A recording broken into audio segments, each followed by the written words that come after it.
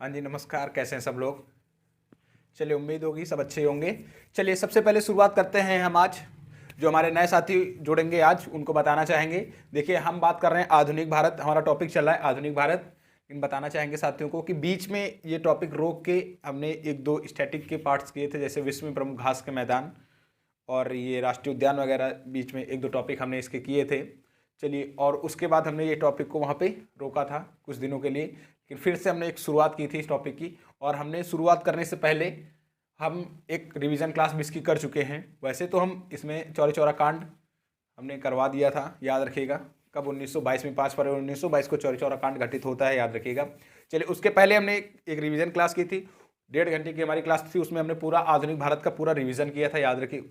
जो साथी जुड़ने से पहले चाहें तो उसको देख सकते हैं, या आप शुरुआत से पूरी क्लास देखेंगे तो टाइम लगेगा, आप उसको भी देख सकते हैं। लेकिन चलिए, सबसे पहले बताना चाहेंगे, देखिए थोड़ा टाइम जरूर लग रहा है, क्योंकि एक एक पॉइंट कराने में कोई दिक्कत नहीं है, हमें लिख देंगे ख़त्म हो जाएगी कहानी। बताने की ज़रूरत नहीं है, सीधा आप आइए पॉइंट पे, एक पॉइंट लिखिए ख़त्म। लेकिन जैसे मान लीजिए points, direct question point point में मेन मेन पॉइंट से मान लीजिए, ठीक है। लेकिन आजकल क्या होता है ना कि साइड से क्वेश्चन बन जाते हैं ना, तो उसको भी ज़रूरी है करना। तो पूरा करने में तो टाइम तो लगेगा ही, लेकिन जब हो जाएगा पूरा तो अलग ही मज़ा रहेगा ना पढ़ने में, जब हमें उसके बारे में सारी चीज़ें पता होंगी। तो चलिए शुरुआत करते हैं। देखिए, हम बात कर चुके थे इसके पहले, भारतीय लिबरल फेडरेशन की स्थापना होती है। ये जो असहयोग आंदोलन होता है, शुरुआत अगस्त 1920 में होती है, याद रखिएगा इसकी। और इसको कानपुर की इसको जो मान्यता मिलती है कांग्रेस की, वो नागपुर के अधिवेशन में मिलती है, याद रखिएगा। इसकी असहयोग आंदोलन को कांग्रेस की मान्यता मिलती है इसमें नागपुर अधिवेशन में, याद रखिएगा। उसके अध्यक्ष होते हैं सीआर दास जी, अध्यक्ष होते हैं सीआर दास जी। भाई, मान्यता मिल जाती है कांग्रेस की। उसके बाद भारतीय लिबरल, ये काफ़ी लोग इससे अलग भी हो जाते हैं, याद रखिएगा। कांग्रेस पार्टी से सुरेंद्रनाथ बनर्जी जी अलग होकर भारतीय लिबरल फेडरेशन की स्थापना करते हैं, और बाकी चीज़ें होती हैं। चलिए, तो शुरुआत करते हैं। इन सब चीज़ों की बात हमने शायद इसकी पहली क्लास में कर ली थी, याद रखिएगा। इसकी पहली क्लास में हमने इन सब की बातें कर ली थी।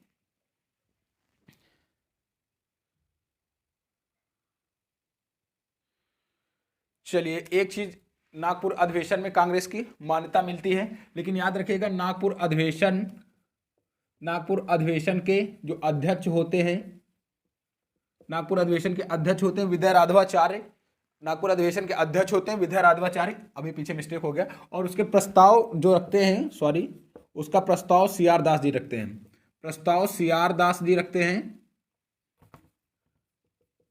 प्रस्ताव सीआर दास रखते हैं, याद रखिएगा। और इसके अध्यक्ष होते हैं विजय राघवाचार्य, अध्यक्ष विजय राघवाचार्य होते हैं, याद रखिएगा।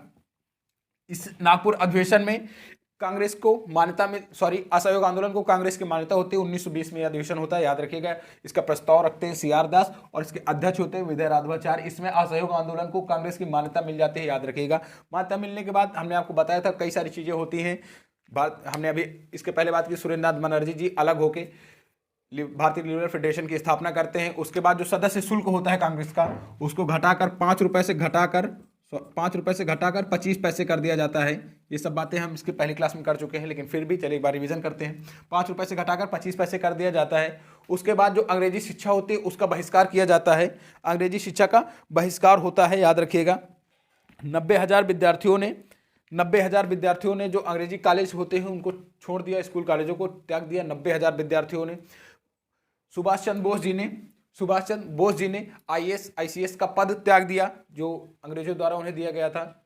और उसके बाद ये इस पद को त्याग कर कलकत्ता विश्वविद्यालय में प्रिंसिपल बनते हैं, याद रखिएगा।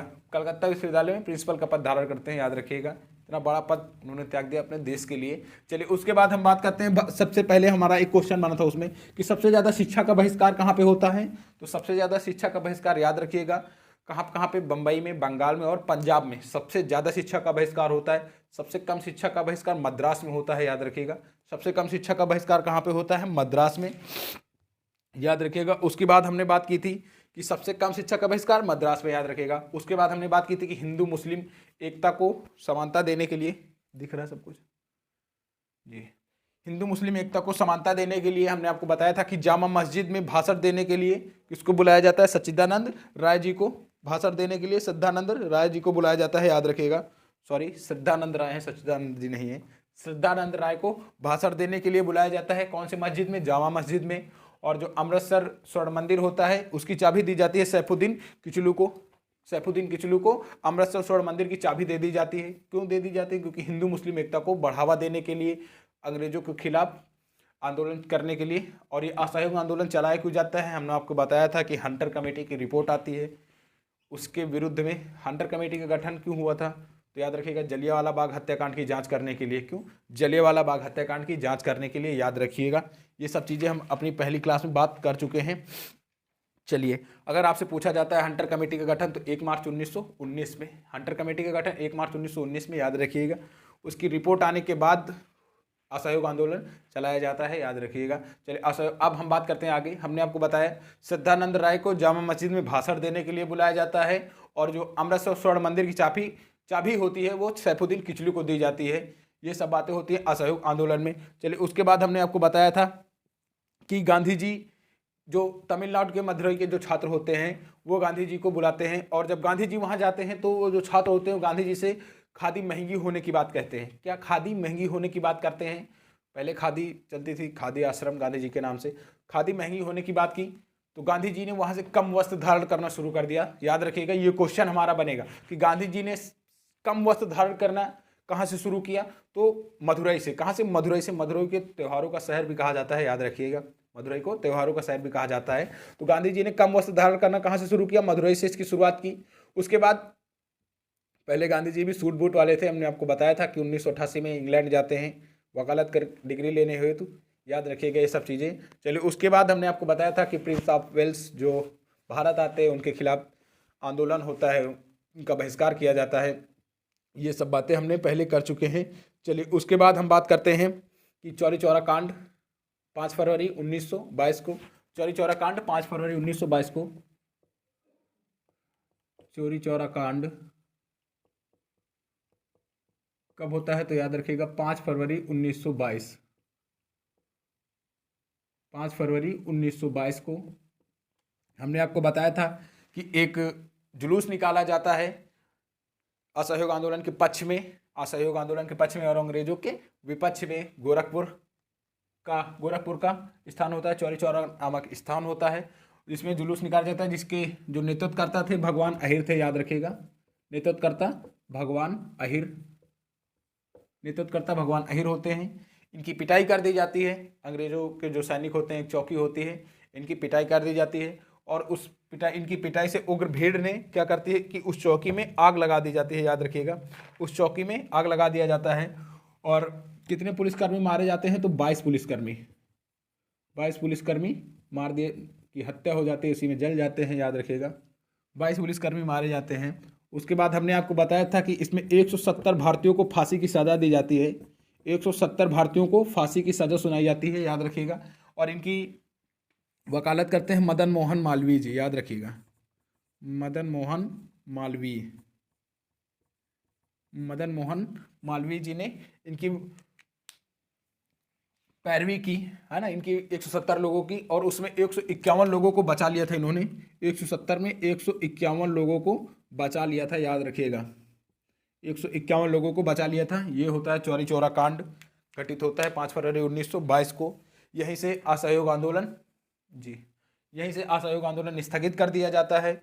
और चलिए, अगर आपसे पूछा जाता है कि चौरी चौरा कांड के वक्त गांधी जी कहाँ थे, तो गांधी जी बारदौली में थे। याद रखिएगा, कहाँ पे? बारदौली में गांधी जी थे। याद रखिएगा, चौरी चौरा कांड जब घटित होता है तो गांधी जी बारदौली में थे। याद रखिएगा, ये सब चीज़ें हो गई थी। ये सब चीज़ें पहले हमने अपनी क्लास में बात कर ली थी। चलिए, अब आगे बढ़ाते हैं आज क्लास को। चलिए,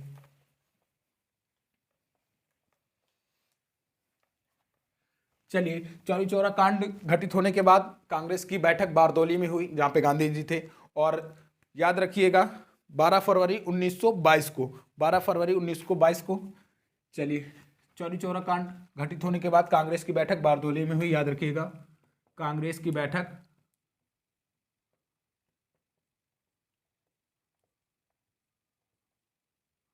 बारदौली में हुई।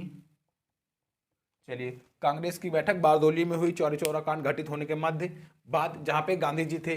12 फरवरी 1922 को असहयोग आंदोलन वापस ले लिया जाता है 12 फरवरी 1922 को असहयोग आंदोलन वापस ले लिया जाता है और 12 मार्च 1922 को गांधी जी को गिरफ्तार कर लिया जाता है। 12 मार्च 1922 को गांधी जी को गिरफ्तार कर लिया जाता है।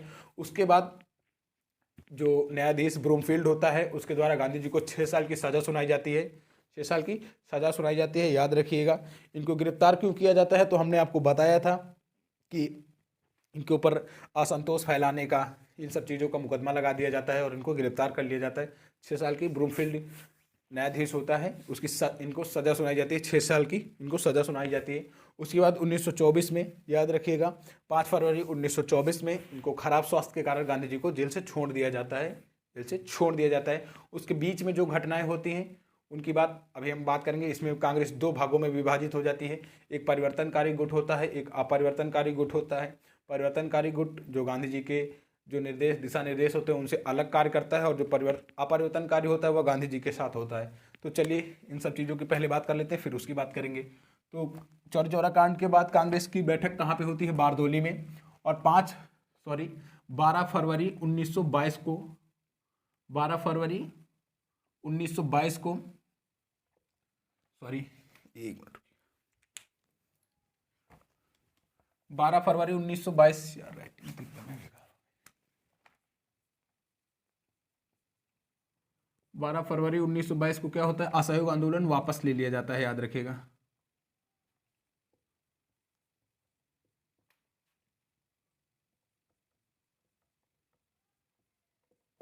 असहयोग आंदोलन वापस ले लिया जाता है, याद रखिएगा।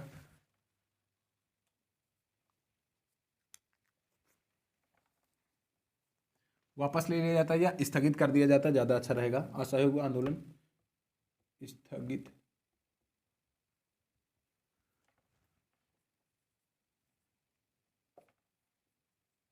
स्थगित कर दिया जाता है, याद रखिएगा। और 12 मार्च 1922 को गांधी जी को गिरफ्तार कर लिया जाता है, याद रखिएगा। सॉरी ये 10 मार्च होगा। 10 मार्च 1922 को गांधी जी को गिरफ्तार कर लिया जाता है।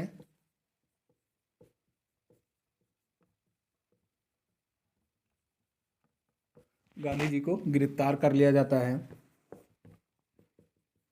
और इनको जो न्यायाधीश ब्रूमफील्ड द्वारा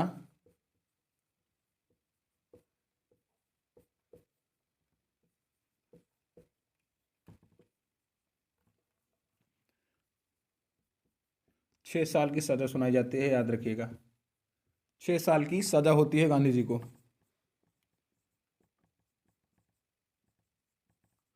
6 साल की सज़ा होती है। न्यायाधीश कौन होता है, तो ब्रूमफील्ड, याद रखिएगा।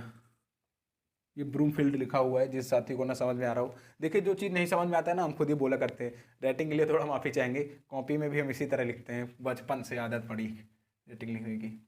तो चलिए, गांधी जी को 6 साल की सज़ा सुनाई जाती है। उसके बाद खराब स्वास्थ्य के कारण इनको कब रिहा कर दिया जाता है, तो 5 फरवरी 1922 को,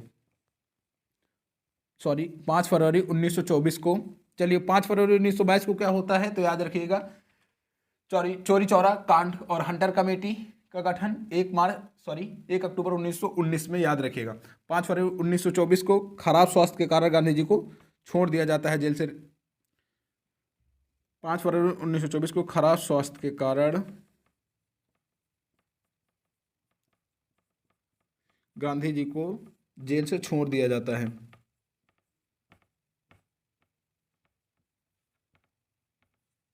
जेल से छोड़ दिया जाता है, याद रखिएगा। चलिए उसके बाद बात करते हैं कांग्रेस का 2 गुटों में विभाजन हो जाता है। एक परिवर्तनकारी गुट होता है और एक अपरिवर्तनकारी गुट होता है, याद रखिएगा। चलिए इसको जल्दी से नोट करिएगा।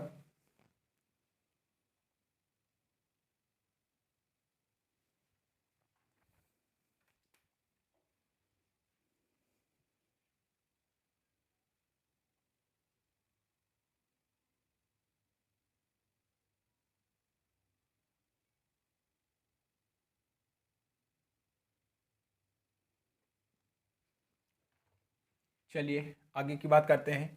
हमने आपको बताया कि गांधी जी की गिरफ्तारी 10 मार्च 1922 में गांधी जी गिरफ्तार हो जाते हैं और इनको 6 साल की सज़ा सुना दी जाती है। उसके बाद दिसंबर 1922 में कांग्रेस का वार्षिक अधिवेशन गया में होता है, याद रखिएगा। कांग्रेस का वार्षिक अधिवेशन गया में होता है।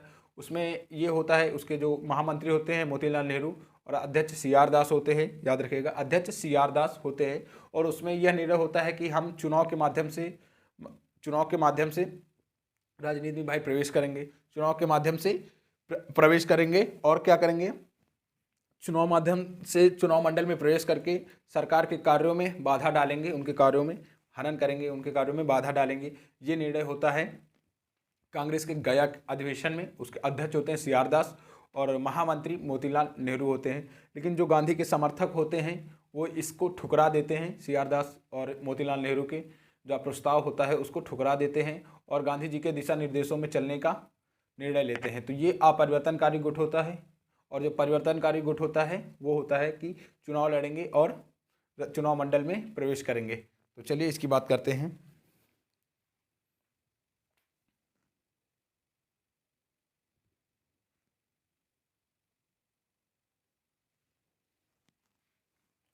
चलिए बात करते हैं।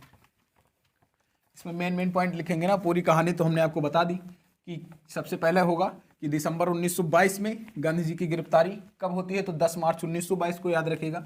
उसके बाद कांग्रेस का जो वार्षिक अधिवेशन होता है कब, तो याद रखिएगा दिसंबर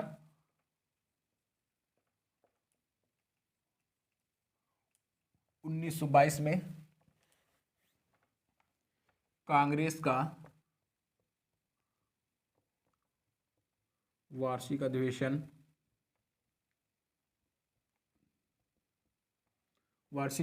गया में होता है। वार्षिक अधिवेशन गया में होता है, याद रखिएगा।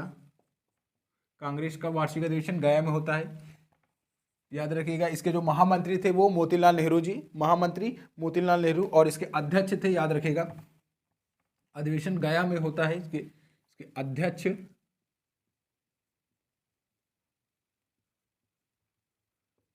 इसके अध्यक्ष कौन होते हैं, तो आप बताइएगा। सी आर दास, अध्यक्ष सी आर दास और महामंत्री मोतीलाल नेहरू। महामंत्री मोतीलाल नेहरू, ये कैसा गुट, सॉरी, मोतीलाल नेहरू, याद रखिएगा। यह गुट कैसा होता है, तो यह परिवर्तनकारी लोग होते हैं और ये क्या कहते हैं कि हम चुनाव लड़ेंगे और चुनाव के माध्यम से चुनाव मंडल में प्रवेश करके सरकार के कार्यों में बाधा डालेंगे, बाधा उत्पन्न करेंगे। ये होता है परिवर्तनकारी गुट का निर्णय। और जो अपरिवर्तनकारी गुट होता है वह कहता है कि हम गांधी जी के विचारों पर ही चलेंगे। और ये जो अपरिवर्तनकारी गुट होता है यह गांधी जी की एक गांधी सेवा संघ की स्थापना करते हैं, याद रखिएगा, अपरिवर्तनकारी गुट। चलिए, यह कैसा गुट होता है, तो यह परिवर्तनकारी गुट होता है, याद रखिएगा।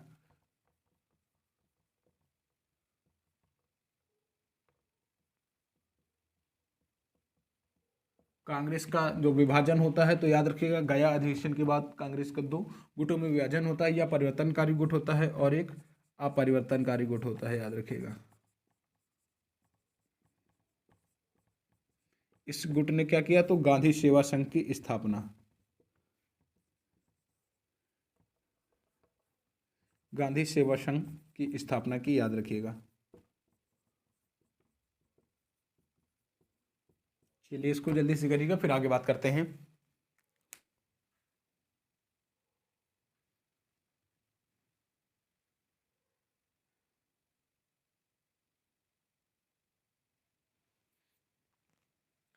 चलिए, इस अधिवेशन के बाद, गया अधिवेशन के बाद ही ये जो अध्यक्ष सी आर दास और मोतीलाल नेहरू, इन लोगों ने क्या किया भाई, ये परिवर्तनकारी गुट था तो इन्होंने कांग्रेस पार्टी से इस्तीफा दे दिया। कांग्रेस पार्टी से इस्तीफा देकर एक स्वराज पार्टी का गठन किया करते हैं, याद रखिएगा। आगे बात करते हैं स्वराज पार्टी का।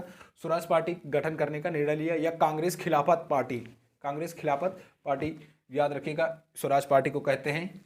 इसकी स्थापना ये लोग करेंगे, अभी आगे बात करते हैं। चलिए, इसके पहले हम बात करते हैं कि एक नागपुर में सरदार पटेल व विट्ठल भाई पटेल जी के द्वारा एक नेतृत्व सत्याग्रह चलाया जाता है, जिसे झंडा सत्याग्रह कहते हैं, याद रखिएगा। ये सब चीज़ें होने के बाद कांग्रेस तितर बितर हो जाती है, कहने का मतलब इधर उधर हो जाती है, क्योंकि मेन जो हेड होता है गांधी जी गिरफ्तार कर लिए जाते हैं, उनको 6 साल की सज़ा सुना दी जाती है। इधर हलचल मच जाती है भाई। कांग्रेस का दो गुटों में विभाजन गया अधिवेशन से होता है, याद रखिएगा। एक होता है परिवर्तनकारी गुट और अपरिवर्तनकारी गुट। अपरिवर्तनकारी गुट गांधी सेवा संघ की स्थापना करते हैं, याद रखिएगा। और परिवर्तनकारी गुट होता है जो स्वराज पार्टी की स्थापना होगी आगे। चलिए बात करते हैं आगे की। चलिए इसको कर लिए सबने। चलिए इसके बाद गया अधिवेशन के बाद इन दोनों लोगों ने कांग्रेस पार्टी से इस्तीफा दे दिया, याद रखिएगा। चलिए आगे बात करते हैं।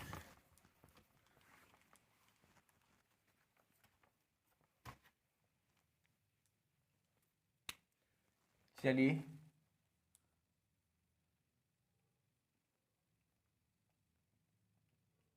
गया अधिवेशन के बाद CR दास व मोतीलाल नेहरू ने कांग्रेस से इस्तीफा दे दिया, याद रखिएगा।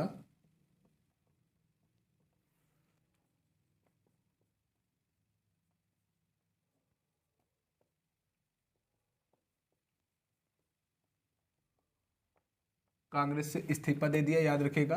वह स्वराज पार्टी का गठन करते हैं, याद रखिएगा। इस्तीफा दे दिया। चलिए अगला पॉइंट लिखते हैं।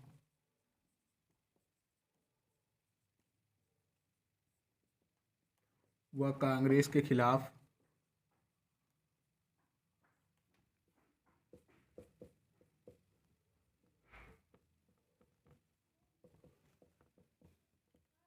स्वराज पार्टी के गठन करने की घोषणा करते हैं, याद रखिएगा।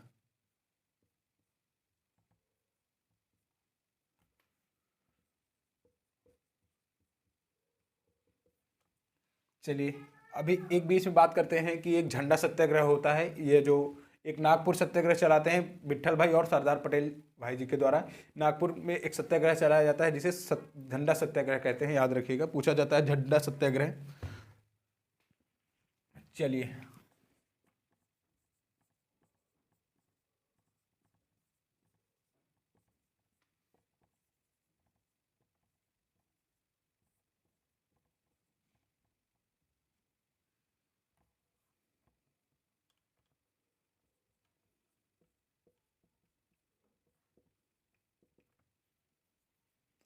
नागपुर में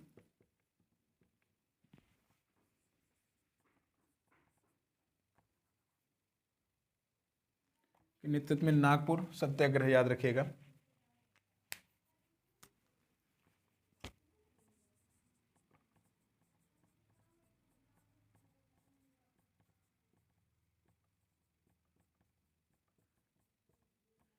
सत्याग्रह चलाया जाता है जिसे झंडा सत्याग्रह कहते हैं, याद रखिएगा।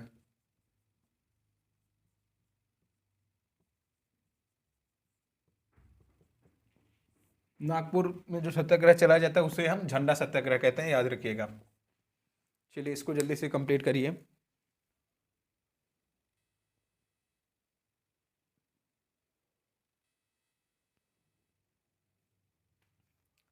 चलिए फिर अब बात करते हैं स्वराज पार्टी की। किसकी? स्वराज पार्टी की गठन।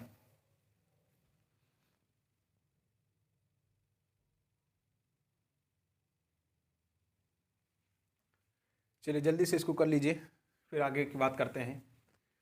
देखिए इसी तरह धीरे धीरे पढ़ते पढ़ते ये टॉपिक कंप्लीट होगा। उसके बाद बीच में 1 या 2 दिन हम स्टैटिक का भी पार्ट पढ़ते रहेंगे, बोरियत न फील हो।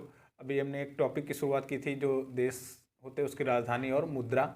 ये क्वेश्चन बहुत परेशान करता है। एक क्वेश्चन तो किसी न किसी पेपर में टकरा ही जाता है, तो उसको भी अभी करना है, तो याद रखिएगा। चलिए अब बात करते हैं किसकी? स्वराज पार्टी की, या कांग्रेस खिलाफत स्वराज पार्टी का गठन कब? 1923 में, याद रखिएगा। कब? 1923 में। ये आज का लास्ट टॉपिक होगा हमारा स्वराज पार्टी। इसके बाद क्लास समाप्त करेंगे हम लोग। चलिए बात करते हैं किसकी? स्वराज पार्टी।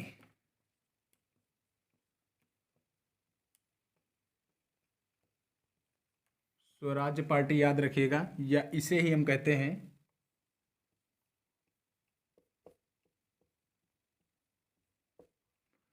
कांग्रेस खिलाफत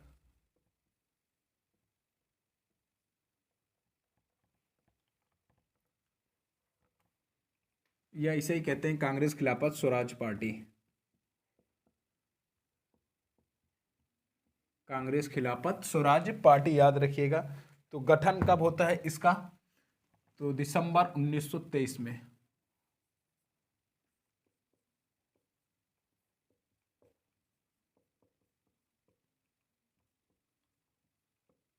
1923 में इसका गठन होता है, याद रखिएगा।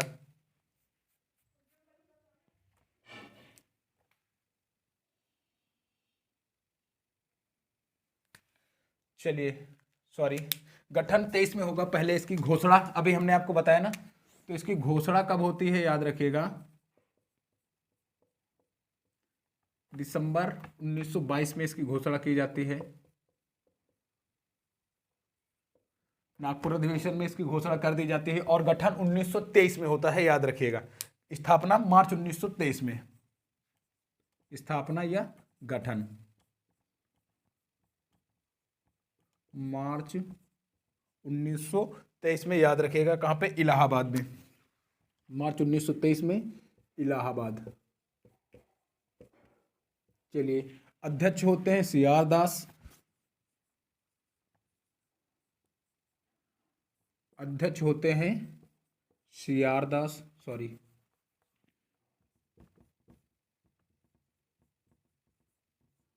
और इसके जो सचिव होते हैं मोतीलाल नेहरू। सचिव मोतीलाल नेहरू।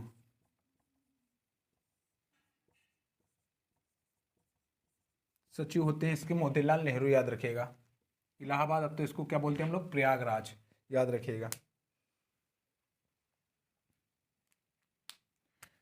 चलिए, इसकी स्थापना याद रखिएगा। परिवर्तनकारी गुट कब होता है? गया अधिवेशन में।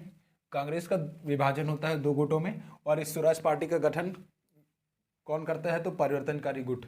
परिवर्तनकारी गुट में कौन कौन होते हैं? काफ़ी लोग होते हैं, लेकिन मेन होते हैं उसके सी आर दास और मोतीलाल नेहरू जी के अध्यक्ष में स्वराज पार्टी का गठन होता है, या इसे हम कहते हैं कांग्रेस खिलाफत स्वराज पार्टी भी इसको कहा जाता है। चलिए, इसको जल्दी से नोट करिएगा, फिर आगे बात करते हैं इसकी।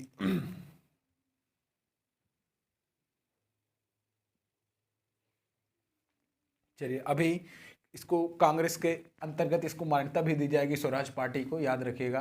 अध्यक्ष होते हैं मौलाना आज़ाद जी।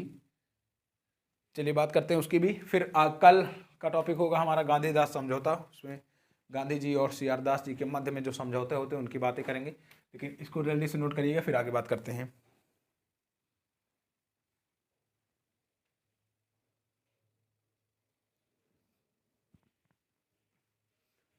चलिए, अब स्वराज पार्टी को कांग्रेस की मान्यता कब मिलती है? तो याद रखिएगा, एक अधिवेशन होता है कांग्रेस का वार्षिक अधिवेशन सितंबर 1923 में एक अधिवेशन होता है, दिल्ली में होता है, और उसके अध्यक्ष होते हैं मौलाना आज़ाद, जिसके नेतृत्व में स्वराज पार्टी को कांग्रेस की मान्यता दी जाती है, याद रखिएगा। चलिए, उसको कंप्लीट करते हैं आज।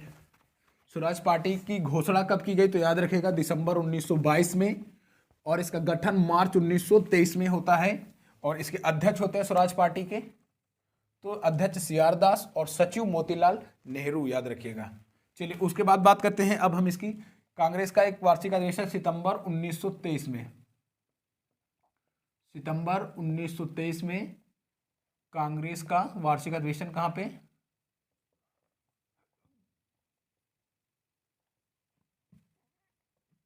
दिल्ली में। कांग्रेस का अधिवेशन दिल्ली में, जिसके अध्यक्ष थे, याद रखिएगा, मौलाना आजाद। अध्यक्ष थे मौलाना आजाद। एक मिनट रुकिएगा।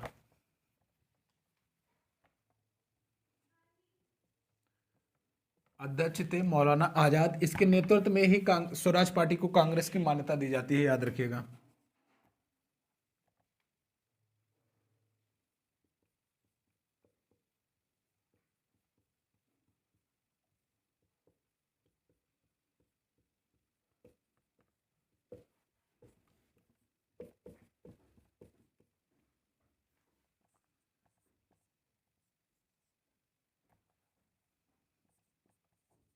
मान्यता दी गई। चलिए, इसको जल्दी से करिएगा।